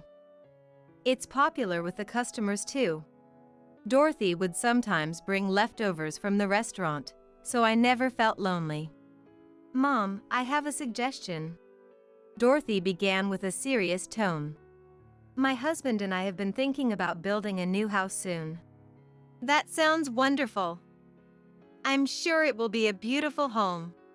As my eyes lit up, Dorothy took my hand and said, If it happens, would you like to help out at our store? Only if you're okay with it, of course. I was just getting tired of the same daily walks around the facility. Don't underestimate me because I'm old. I can still do my part when needed. You would say that, I knew it. So, it's decided then. We'll make sure there's plenty of space around the cash register so you can easily fit. The thought of starting work at the store fills me with so much anticipation that I can't help but smile. I still haven't been able to get in touch with Thomas and the others, but at this point, there's nothing I can do about it. Whatever happens to them, it has nothing to do with me. Watched over by my beloved Dorothy, I've sworn to myself that I'll live my life without worrying about Thomas anymore.